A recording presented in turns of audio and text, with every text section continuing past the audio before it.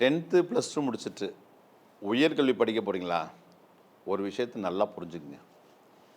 உங்கள் உயர்கல்வியை தேர்ந்தெடுக்கும்போது ஏனோ தானோன்னு தேர்ந்தெடுக்காமல் நல்லா தெரிஞ்சு புரிஞ்சு தெளிவாக தெரிஞ்சுக்கிட்டு தேர்ந்தெடுங்க. எதை படித்தா நமக்கு உடனே வேலை கிடைக்கும், நல்ல சம்பளம் கிடைக்கும், இது நம்ம ஃப்யூச்சரை மாற்றும், நல்லபடியாக நம்ம லைஃப்பை வந்து நம்ம நினச்சதை விட சிறப்பாக மாற்றும். எல்லா துறையிலும் வேலை கிடைக்கணும், யார் சிபாரிசு இல்லாமல் கிடைக்கணும். எல்லா துறைகளும் மீன்ஸ் உள்நாட்டில், வெளிநாட்டில், ப்ரைவேட்டில், கவர்மெண்ட்டில், ஃபாரினில் போயும் கவர்மெண்ட்டில் கிடைக்கணும். இப்படி ஒரு கோர்ஸை தேர்ந்தெடுங்க. ஒரு காலத்துக்கேற்ற கல்வியை செலக்ட் பண்ணி படிங்க. இல்லை எனக்கு ஆசையாக இருக்குது, சின்ன வயசுலேயே இந்த கோர்ஸ் படிக்கணும்னு ஆசை அப்படின்னு ஆசைக்காகவோ, இல்லை உங்கள் கூட படிக்கிறவங்க அதில் 4 பேர் 5 பேர் மெஜாரிட்டி அதுதான் படிக்கிறாங்க, அவங்களோடு சேர்ந்து நம்மளும் படிப்போம் அப்படின்னு நினச்சாவோ, அப்படி இல்லை இன்றைக்கி இதுதான் இந்த கோர்ஸ் தான் இன்றைக்கி ட்ரெண்டிங்கில் இருக்குது, ட்ரெண்டிங் இந்த ஏஐ மாதிரி கம்ப்யூட்டர் படிக்கிற மாதிரி ட்ரெண்டிங்கில் இருக்குன்னு ட்ரெண்டிங்கெல்லாம் பார்த்து படித்தீங்க அப்படின்னாக்கா படித்து முடிக்கும்போது ரொம்ப கஷ்டப்பட வேண்டியிருக்கும். இதுதான் இப்போ ஒரு உதாரணத்தை சொல்கிறேன் கேட்டுங்க. இப்போ தான் நீங்கள் 10th ப்ளஸ் டூ முடிச்சுட்டு வர்றீங்க, இல்லை அப்படின்னா பாலிடெக்னிக் முடிச்சுட்டு வர்றீங்க.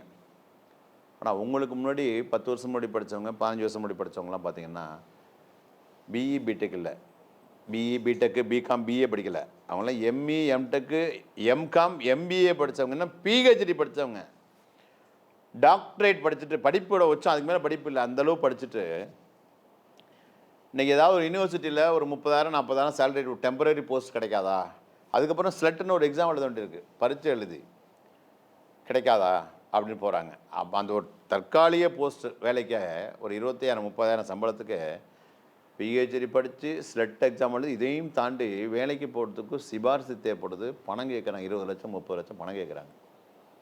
இப்படி ஒரு சூழல். அதனால் நான் படித்து ஃபஸ்ட் கிளாஸில் பாஸ் பண்ணி பெரிய பெரிய இன்ஜினியரிங் காலேஜ், பெரிய பெரிய யூனிவர்சிட்டி அதில் படித்து ஃபஸ்ட் கிளாஸை பாஸ் பண்ணி நீங்கள் நல்ல வேலை கிடைக்காம, எதிர்பார்த்த சம்பளம் கிடைக்காம கிடைச்ச வேலையை பார்த்துட்ருக்காங்க. ஒரு காலகட்டத்தில் இதுதான் வாழ்க்கை அப்படின்னா அந்த வாழ்க்கையோடு இவங்க ஒத்து போயிட்டாங்க. படித்த படிப்பெல்லாம் மறந்துட்டாங்க. படிக்கும்போது கிளாஸ் ஃபஸ்ட்டு, காலேஜ் ஃபஸ்ட்டு. இப்போ கல்யாணம் பண்ணும்போது பார்த்தீங்கன்னா வருஷம் தான் சீக்கிரம் போயிருமே. நேற்று நீங்கள் ஸ்கூலில் ஃபஸ்ட் ஸ்டாண்டர்ட் சேர்ந்த மாதிரி இருக்கு, நீங்கள் ஸ்கூலில் முடிச்சுட்டு வரலையா, அதுக்குள்ளே ப்ளஸ் முடிச்சாச்சா அப்படின்னு தோணுமா இல்லையா? இப்போ பொண்ணு பார்க்கும்போது பார்த்தீங்கன்னா ரொம்ப அவங்க பேரண்ட்ஸ் ரொம்ப ஒரே ஷாக்காக இருக்குது. என்ன ஷாக்காக இருக்குனாக்கா, பையனை நல்லா தங்கமாக வளர்த்துருக்கோம், எந்த கெட்ட பழக்கமும் கிடையாது. ஆனால் பல பொண்களை பார்த்து என்ன பண்ணுறாங்க, ஒரு தட்டிக்கிட்டே போகுது கல்யாணம், ஃபிக்ஸ் ஆக மாட்டேது. என்ன காரணம் அப்படின்னா, இவங்களுக்கு ஒரு விஷயம் தெரியும், என்னென்னா ஜாதகம் பொருத்தமாக இருந்தால் கூட, பையன் படிச்சிருந்தா கூட, அவன் வேலையில் இருந்தால் கூட சம்பளம் லட்சத்துக்கு மேலே இல்லை அப்படிங்கிறத பொண்ணு வீட்டுக்காரங்க வெளியில் சொல்ல மாட்டாங்க. சம்பளம் தான் மெயின். பணம் தான் இங்கே அல்டிமேட், மணி மட்டும் தான் இங்கே அல்டிமேட். இந்த பாருங்கள், அடுத்த தலைமுறை ஒரு காலத்தில் வந்து பெண்களோட கல்யாணம் அப்படி தான் நின்று போச்சு, வரதட்சணை கொடுக்க முடியாதனால. இதையெல்லாம் பார்க்குற நீங்கள் என்ன பண்ணணும் அப்படின்னா, அவங்கள மாதிரி நீங்கள் ஒரு வழக்கமான கோர்ஸை தேர்ந்தெடுக்கக்கூடாது. உயர்கல்வியாக வழக்கமான கோர்ஸ்னால் என்ன அப்படின்னா, நம்ம ஒரு கோர்ஸை படித்தோம்னா பிஇ இல்லை இன்ஜினியரிங்கோ நான் இன்ஜினியரிங்கோ படித்தோம்னா அந்த படித்து முடித்த பிறகு நம்ம என்ன படித்தோமோ அதில் மட்டும் வேலை கிடைக்கக்கூடாது, எல்லா துறையிலும் கிடைக்கணும். அதுவும் படித்து முடிச்சுட்டு வேலை தேடி அலையக்கூடாது, படிச்சுட்டு இருக்கும்போதே கிடைக்கணும், யார் சிபாரிசுலாம் கிடைக்கணும். அதுதான் காலத்துக்கேற்ற கல்வி. அந்த காலத்துக்கேற்ற கல்வி பொண்ணு இருக்குது. அது என்னென்னா சேஃப்டி மேனேஜ்மெண்ட். இன்னொரு உதாரணம் சொல்ல கேட்டுங்க. நான் டெய்லி தினந்தோறும் காலையில் 11 மணிக்கு நியூஸ் 7 தமிழ் சேனலில் கல்லூரி சாலை அப்படிங்கிற நிகழ்ச்சியில் இதை பற்றி தினமும் சொல்லிகிட்டு இருக்கேன். வழிகாட்ட வேண்டிய என்னோடய பொறுப்பு. ஓகேங்களா? அதனால் வந்து உயர்கல்வி தானே, எதை படித்து அடுத்த 3 வருஷம் ஏதோ காலேஜ் சேருவோம், அந்த காலேஜ் சேருவோம், விளம்பரத்தை பார்த்து சேர்றது, காலேஜோட அட்ராக்ஷனை பார்த்து சேர்றது. காலேஜில் 1000 பஸ் இருக்குது, 1000 பஸ் இருந்து நமக்கு என்ன பிரயோஜனம்? நமக்கு நல்ல வேலை வேணும், லட்சத்தில் சம்பளம் வேணும், படிக்கும்போதே வேலை வேணும். அது மாதிரி காலேஜை வந்து என்ன பண்ணுவாங்கனாக்கா, ஒரு ஹைடெக்காக நம்மளே ஹைடெக்காக திங்க் பண்ணிக்கிறது. நிஜத்தில் என்ன கிரவுண்டில் என்ன நடக்குது அப்படிங்கிறத நீங்கள் எப்படி தெரிஞ்சுக்கலாம்னா, உங்கள் வீட்டு பக்கத்தில் அக்கம் பக்கத்தில் யாராவது படிச்சுட்டு வேலையில் இருப்பாங்க. ஒரு அண்ணனோ அக்காவோ படிச்சுட்டு வீட்டு வீட்லையோ அக்கம் பக்கத்துலேயோ இருப்பாங்க. அவங்கள்ட்ட நீங்கள் என்ன படிச்சிருக்கீங்கன்னு கேளுங்க. எம்காம் எம்பிஏ பிஇ பிடெக்கு ஏதோ ஒன்று எம்எஸ்சி இதோடு சொல்லுவாங்க. எப்போ முடிச்சேன்னு கேளுங்க. அரியர்ஸ் இல்லாமல் பாஸ் பண்ணியிருப்பாங்க, ஃபஸ்ட் கிளாஸை பாஸ் பண்ணியிருப்பாங்க. இப்போ எங்கே வேலை பார்க்குறேன்னு கேளுங்க, சொல்லுவாங்க. எவ்வளோ சம்பளம் வாங்கிக்கலாங்க சொல்லுவாங்க. இது வந்து வழக்கமான கல்வி. என்ன காரணம்னா, நான் சொல்கிற மாதிரி இன்றைக்கெலாம் வந்து மெரைன் இன்ஜினியரிங் படிக்கிறது சாதாரண விஷயம் இல்லை ஏரோநாட்டிக்கல் படிக்கிறதும் சாதாரண விஷயம் இல்லை. அப்படியே நீங்கள் ஏரோநாட்டிக்கல் படித்தா கூட நீங்கள் எங்கே வேலைக்கு போக முடியும்? ஒன்லி ஏர்போர்ட் போக முடியும், இல்லை தனியார் ப்ரைவேட் விமான கம்பெனி இருக்குல்லையே அங்கே போக முடியும். ஏர்லைன்ஸில் ப்ரைவேட் ஏர்லைன்ஸில் போக முடியும். நீங்கள் கப்பலுக்கு போக முடியுமா, ரயில்வேக்கு போக முடியுமா, ஆட்டோமொபைல் போக முடியுமா, ஒரு 5 ஸ்டார் ஹோட்டல் வேலைக்கு போக முடியுமா, ஒரு பேங்க்கு போக முடியுமா? இல்லை மரைன் இன்ஜினியரிங் படிச்சிட்டீங்க எங்கே போக முடியும்? ஒன்லி கப்பல் கம்பெனி எங்களுக்கு அந்த ஷிப் அங்கே தான் போக முடியும், ஷிப்யார்டு துறைமுகத்துக்கு போக முடியும். கெமிக்கல் எம்டெக் முடிச்சிட்டேன், பிஹெச்டி முடிச்சிட்டேன் கெமிக்கல் இன்ஜினியரிங் எங்கே போக முடியும்? கெமிக்கல் லேபு, கெமிக்கல் கம்பெனிங்களா, அதாவது கெமிக்கல் ஃபேக்ட்ரியாக தர முடியும். எந்த படிப்பு படித்தாலும் அந்த ஒரு துறையில் எதை எடுத்து நீங்கள் படிக்கிறீங்களோ உயர்கல்வியோ அதில் மட்டும்தான் வேலை. ஒரு வேலை அது கிடைச்சாதான். ஆனால் எல்லா துறையிலையும் வேலை, ஒரு படிப்பு ஆனால் பல துறைகளில் வேலை அப்படின்னா சேஃப்டி மேனேஜ்மெண்ட் படிப்பு தான். அதுவும் பல துறையில், அதாவது சேஃப்டி படித்தவனுக்கு ரயில்வே போகலாம், ஏர்போர்ட் போகலாம், கப்பலில் போகலாம், வேற எங்கே போகலாம், இபிக்கு போகலாம், வேறு எங்கே போகலாம், உங்களுக்கு ஃபுட் இண்டஸ்ட்ரி போகலாம், மெடிசன் போகலாம், ஹைவே போகலாம், ஸ்டார் ஹோட்டல் போகலாம், பேங்க்கு போகலாம், காலேஜ் போகலாம், குண்டூசி தயாரிக்கிற கம்பெனிலேருந்து அணுகுண்டு தயாரிக்கிற கம்பெனி எல்லா இடத்துக்கும் போகலாம். நம்ம வீட்டில் இருக்கிற டிவி, மொபைலு, காரு, போடுற பெட்ரோலு, கரண்ட்டு, ஃபேனு, நீங்கள் நான் பேசுகிற பார்த்துட்ருக்கீங்களா, உங்கள் எல்லா ஒரு பிராண்டடான பொருள் இருக்குன்னா அந்த பொருள் தயாரிக்கிற இடத்துல கண்டிப்பாக சேஃப்டி ஆஃபீஸர் வேணும். மற்ற கோர்ஸ் மாதிரி இது இப்போ சேஃப்டியை படிச்சுட்டு லோன்னு வேலைக்கு அலைய தேவையில்லை. அப்படியே வேலைக்கு போயும் 20,000 30,000 சம்பளம் கிடையாது. வேலைக்கு இப்போல்லாம் கிட்டத்தட்ட பார்த்திங்கன்னா என்னுடைய மாணவன்லாம் ஒரு 22,000 பேர் உலகம் முழுக்க இருக்காங்க. அண்டார்டிகா தவிர பாக்கி எல்லா கண்ட்ரிலையுமே. ஒரு குறைச்சலாக ஒன்றுமே தெரியாத பையன் 45,000 நல்லா வாய் பேசுகிறவனுக்கு பார்த்தீங்கன்னா 50 லட்சம், 60 லட்சம், 70 லட்சம், 72 லட்சம், 30 லட்சம், 72 லட்சம். இந்தியாவில் வந்து 24 கலெக்டருடைய சம்பளம் வாங்கிட்டு இருக்காங்க. சேஃப்டிங்கிறது யாருக்கு மிக அற்புதமான, யாருக்கு ஒரு பொருத்தமான படிப்பு அப்படின்னா, அதாவது நான் படித்து தான் வாழ்க்கையில் வந்து என் குடும்பமே முன்னேறணும், என் குடும்பத்தில் அவ்வளோ பண கஷ்டம் சார், எந்த சொந்த பந்தமும் எனக்கு உதவி பண்ணலை, நானும் ரொம்ப நல்லா படிக்கக்கூடிய மாணவன் இல்லை, நல்லா படிக்கணும்னு ஆசைப்பட்றேன், எனக்கும் டாக்டர் ஆகணும்னு ஆசை, ஆனால் மார்க்கே வாங்க முடியல, நான் எப்படி சார் நீட் எக்ஸாம் எழுதுறது, எனக்கும் கலெக்டர் ஆகணும்னு ஆசை, ஆனால் எனக்கு வந்து அவ்வளோ இங்கிலீஷ் பேச தெரியாது, எனக்கு எதையுமே ரொம்ப ரொம்ப ஆவரேஜ் தான், பிலோ 50 மார்க்கு கீழே தான் எடுப்பேன், ஜஸ்ட் பார்டரை ஒட்டி தான் நான் பாஸ் பண்ணுவேன், ஆனால் மனசு ஃபுல்லாக ஆசையாக இருக்குது, நல்லா படிக்கணும், பெரிய ஆள் ஆகணும், நான் படித்து நல்ல வேலைக்கு போய் குடும்ப கஷ்டத்தில் போகணும் ஆசை தான் படணும் இல்லையே, ஆனால் என் அறிவு எனக்கு ஒத்துழைக்கலை அப்படின்னு இருக்காங்களே, அவங்களுக்கு ஆண்டவன் கொடுத்த மிக அற்புதமான பரிசு இந்த சேஃப்டி மேனேஜ்மெண்ட், இந்த படிப்பு. இன்றைக்கி நான் சொல்லக்கூடிய 20 லட்சம் 30 லட்சம் சம்பளம் வாங்குற எல்லாமே அவரேஜான ஸ்டூடெண்ட்ஸ். நீங்கள் 30 லட்சங்கிறது என் மாணவன் சாதாரண 30 லட்சம் 35 லட்சம் வாங்கினான்னா கிட்டத்தட்ட 12 கலெக்டருடைய சம்பளம். இது நேர்மையான முறையில். அதனால் படிக்கிற படிப்பை வச்சு நிறையா லட்சம் இல்லை கோடிகளில் சம்பாதிக்கணும், அது நேர்மையான முறையில் சம்பாதிக்கணும், யார் சிபாரிசு இல்லாமல் சம்பாதிக்கணும், படிக்கும்போதே வேலை கிடைக்கணும். அது படிக்கும்போது வேலை மட்டும் இல்லை, அது கௌரவமான வேலை. ஒரு கம்பெனியில் போயிட்டாக்கா சேஃப்டி ஆஃபீஸர்னா டாக்டருக்கு மேலே இன்ஜினியருக்கு மேலே கௌரவமான வேலை. அது அந்த சேஃப்டியை மட்டும் படிக்கும்போதே இவங்க வாங்கக்கூடிய ஸ்டைஃபண்ட் பார்த்தீங்கன்னா செகண்ட் இயர் தேர்ட் இயரில் 15,000 20,000 25,000 30,000 30,000 ஸ்டைஃபண்டே. மற்ற கோர்ஸ்லாம் பார்த்தீங்கன்னா இன்ஜினியரிங் நான் இன்ஜினியரிங் படித்து முடிச்சுட்டு வேலைக்கு போனால் இது சம்பளமாக கிடைக்கிது அவங்களுக்கு, ஆனால் இவங்களுக்கு ஸ்டைஃபண்டாக கிடைக்கிது. இந்த ஸ்டைஃபண்டே பார்த்தீங்கன்னா 2 வருஷத்தில் 4-5 லட்ச ரூபா, ஒரு 5 லட்சம் கிடச்சிடும். இந்த 5 லட்சம் வச்சு என்ன பண்ணலாம், இவங்க படிக்கிறதுக்கான எஜுகேஷனோட அடைச்சிடலாம். இவங்க ஸ்டைஃபண்டை வச்சு அடைச்சிடலாம் சேஃப்டி படிக்கிறவங்க. மற்ற கோர்ஸ் அப்படி இல்லை, படித்து 5 வருஷம் 10 வருஷம் ஆச்சு வேலையில் இருக்காங்க, அதனால படிக்கிறதுக்காக வாங்கின லோனை இன்னும் அடைக்கலை. நான் நிறைய பேர் பல லட்சம் மாணவர்களுடைய திருமணமே நின்று போச்சு, நல்ல வேலை கிடைக்காம, வயசு கிராஸ் ஆகி போயிடுச்சு. அந்த கஷ்டம் உங்களுக்கு வராமல் இருக்கணும்னா நல்லா தெரிஞ்சுங்க, ஆசைக்கு படிக்காதீங்க, அடுத்தவனை பார்த்து படிக்காதீங்க. உங்கள் தேவை என்ன, உங்கள் குடும்ப சூழல் என்ன, அப்பா அம்மா எப்படி கஷ்டப்படுறாங்க, அப்பா அம்மாவோடைய கஷ்டத்தை பார்த்து படிங்க, உங்கள் உயர்கல்வியை தேர்ந்தெடுங்க. உங்கள் உயர்கல்வி தான் உங்கள் எதிர்கால வாழ்க்கை. யாரும் வந்து உதவி பண்ண மாட்டாங்க. இன்றைக்கி உங்கள் ஃப்ரெண்ட்ஸு படிக்கிறேன்னா அவங்க ஃப்ரெண்ட்ஸோட அவங்க குடும்பத்தில் உள்ள சூழல் எப்படியோ, ஆனால் உங்கள் குடும்ப சூழல் என்ன உங்களுக்கு தான் தெரியும்.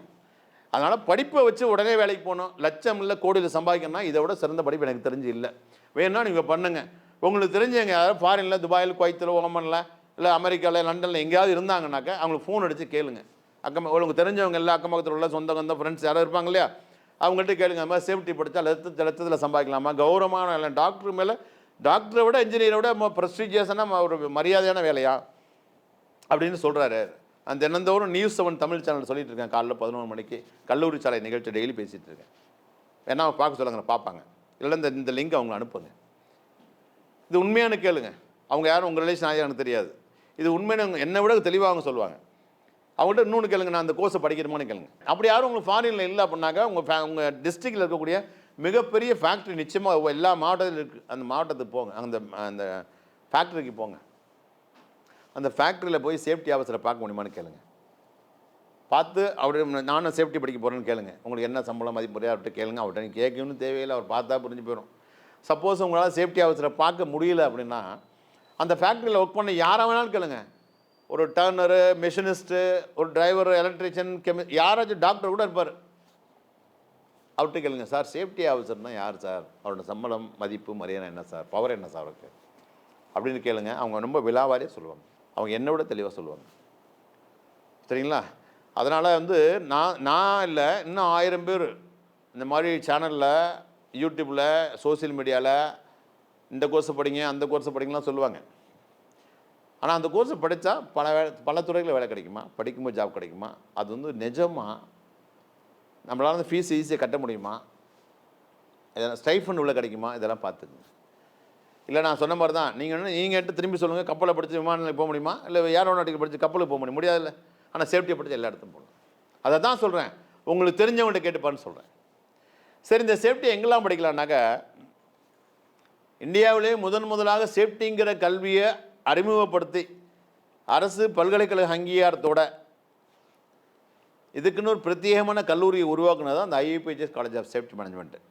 அதனால் நீங்கள் இங்கே தான் படிக்கணும்னா சொல்ல வரல, அதை சொல்லவும் மாட்டேன் எப்போவுமே. சேஃப்டிங்கிற கல்விக்கு இவ்வளோ மதிப்புரையாக தெரிஞ்சு எல்லாம் முன்னாடி போய் லண்டனில் படிக்கணும். ஆனால் இப்போ இந்தியாவில் படிக்கலாம். ஆனாலும் இப்போ இதே மாதிரி நல்ல நிறுவனங்கள் ஒரு 5-6 நிறுவனங்கள் இருக்குது. சென்ட்ரல் கவர்மெண்ட் இன்ஸ்டியூட், அதை சொல்கிறேன். உங்களுக்கு எங்கே வசதி வாய்ப்பு இருக்கும் அங்கே படிங்க. ஆனால் தரமான காலேஜில் சேஃப்டியை படிங்க. உதாரணமாக சென்னை அடையாரில் இருக்குது ரீஜனல் லேபர் இன்ஸ்டியூட், அங்கே படிக்கலாம். மும்பையில் இருக்குது சென்ட்ரல் லேபர் இன்ஸ்டியூட், அங்கே படிக்கலாம்.